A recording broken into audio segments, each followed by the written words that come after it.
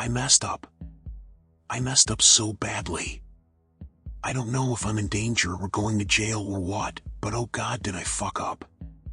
I don't know how I'm going to live with myself. This all started in the break room Wednesday, as I shoved my leftover Chinese into the microwave. Brian leaned back in his chair, inviting Dave to come over Saturday to light up the pit for his birthday. A small gathering, he said. I never get invited to those things. Never. I tell myself it's because I'm in lower management, but I know the truth. I'm awkward around people. I try too hard.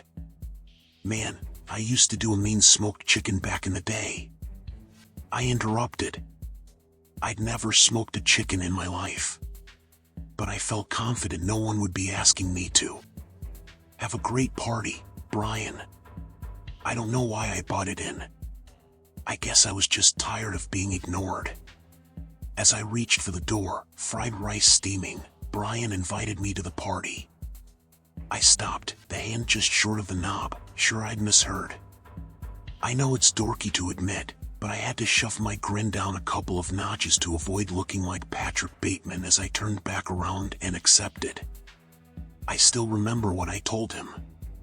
"Oh man, I'm great at gifts. I'll see you there." Stupid, stupid, stupid. In truth, I'm awful at gifts. I'd been sitting on my sunken couch looking around online for ideas for nearly an hour with no luck. Finally, I settled on a gag gift. Something that could be regifted amongst the cool guys in the office, occasion after occasion.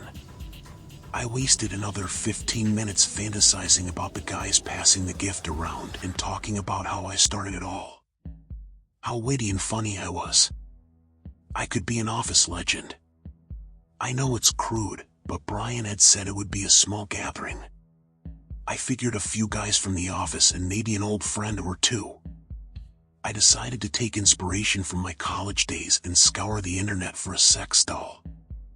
I sucked my breath as I scrolled through the outrageous prices.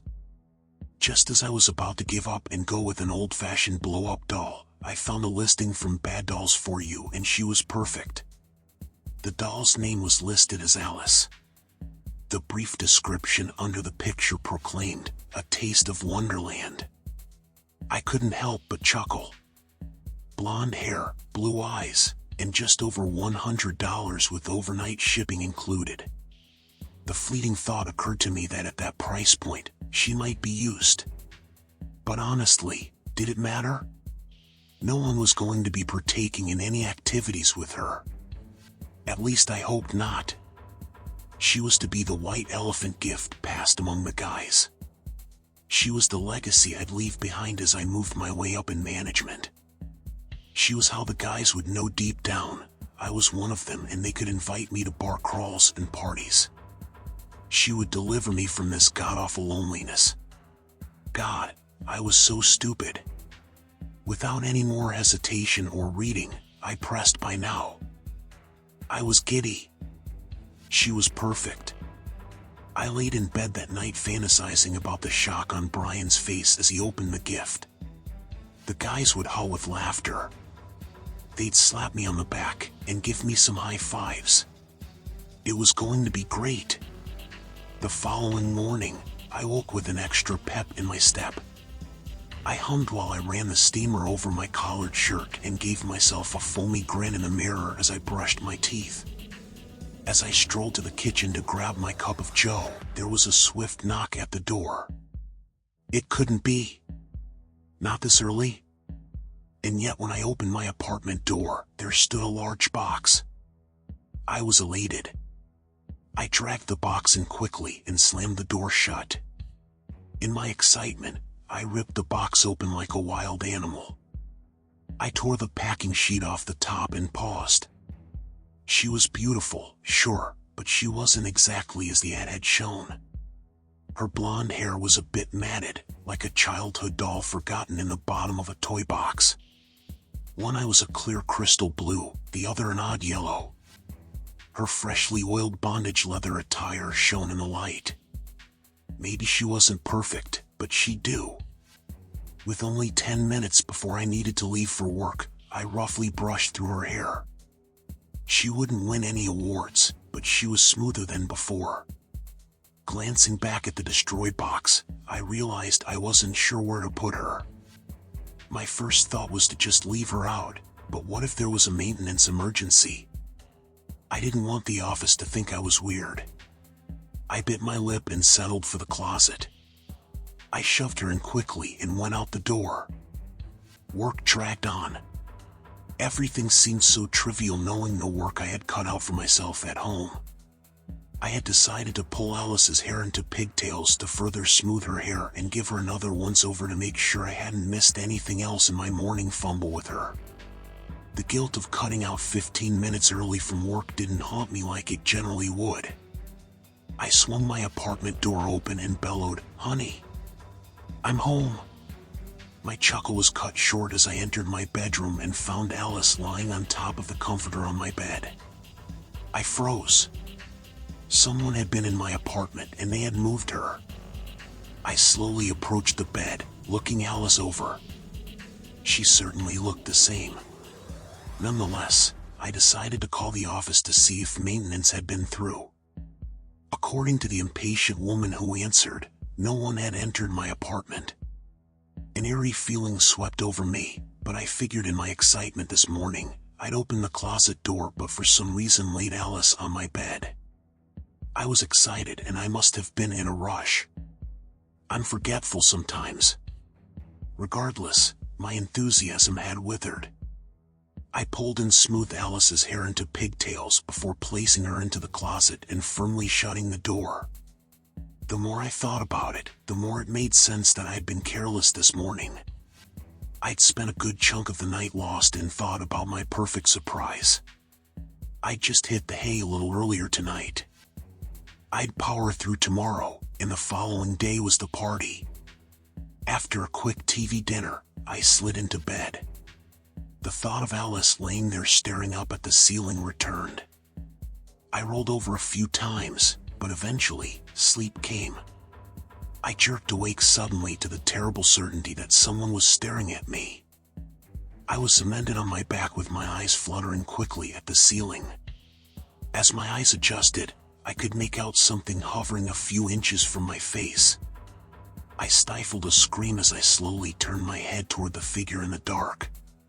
Alice was bent down on all fours with her mouth stretched open far too wide for what she was intended for.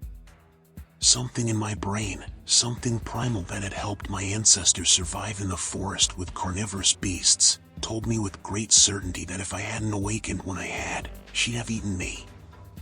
Her mouth would have continued to pop and stretch like a snake and she'd have swallowed me whole. I shoved her hard and leaped onto my feet on the other side of the bed. Terror gripped me as I scrambled to escape my bedroom. I threw my gaze back into my room, expecting Alice to be yanking at the knob from the other side with her jaw jiggling unhinged at her chest, but nothing moved through the crack in the door. I flicked the light from the other side of the doorway and waited. I held my breath, but I couldn't hear anything over the roaring of my blood pressure in my ears. Slowly, I cracked the door completely open.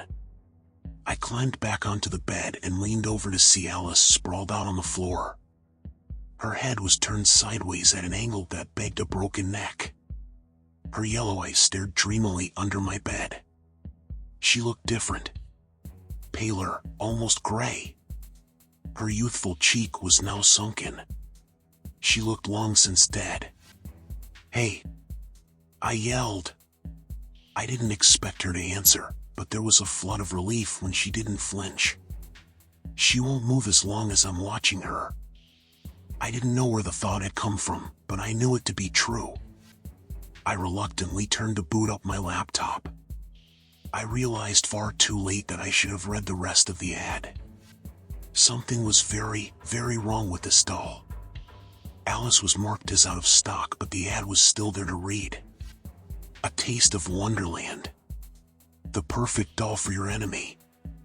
Let her ravishingly good looks lull them into a false sense of security before this sweet Alice transforms into a cutthroat queen of hearts. Off with their heads. Just 3 days until your sweet, sweet revenge. Alice will eliminate her owner on the 3rd day, so please make sure she has been gifted to a new owner before that time. We advise leaving no return address. This isn't a gift you want to be returned to you. Happy haunting. My stomach felt full of ice. I was going to die. This goddamn doll was going to kill me. I threw my laptop against the wall and sobbed. I went to the garage, grabbed some leftover cheap rope from my room and 2 old bike locks, and went to work tying Alice up. I didn't know what I was going to do yet, but I couldn't risk her moving around anymore. I'd die of a heart attack before she ever had a chance to kill me. Although, at the moment, this might not be the worst way to go. Off with their heads flashed through my mind. Sleep didn't find me again that night, but in the early hours of the morning, I made a decision. I didn't want to die. I would go to work, keep up appearances, and on Saturday I would give Brian the doll. At work that morning, I was utterly distracted. Alice was bound on my couch, but the thought of not being able to see her worried me. At noon, I shut my office door. I jumped when my coworkers knocked and nearly vomited when the phone rang. At some point, I'd have to go home. At some point, I'd have to wrap Alice up, stick a shiny bow on her, and give her to Brian.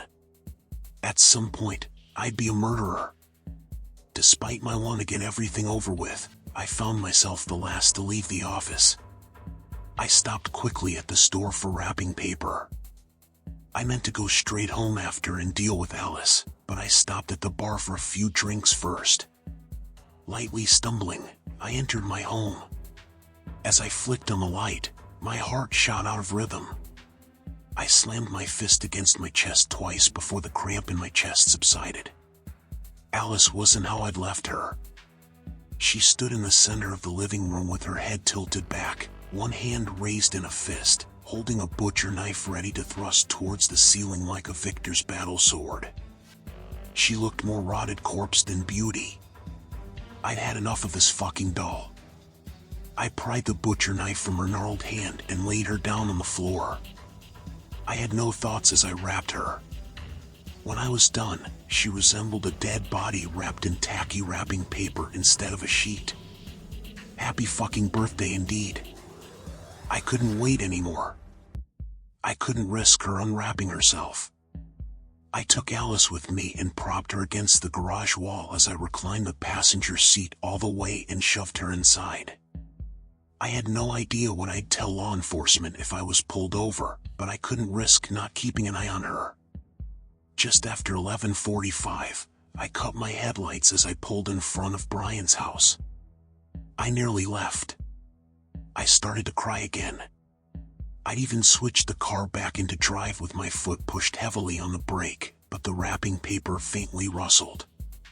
Exhausted and bordering on a psychotic break, I shoved the shifter back into the park and got out of the car. Carefully, quietly, I took Alice to the door. I rang the doorbell 4 times fast and ran to my car. My tires squealed as I tore away from the house with just enough time to see Alice fall through the opening door. I didn't go to Brian's party. I couldn't. Guilt feasted on me through the weekend. I barely ate. Barely slept. When I did, Alice was there, butcher knife in hand, rotted flesh flapping from her jawline as she screamed in a dying animatronic voice, "Off with their heads." Today is Monday. I'm sitting at my desk. We've been open for just over an hour. Brian hasn't shown up or called in. Just before I posted this, I went back and checked Bad Dolls for US ad. I wanted to reread it, to make sure I didn't miss anything. The ad has been updated. 1 left in stock. Order now.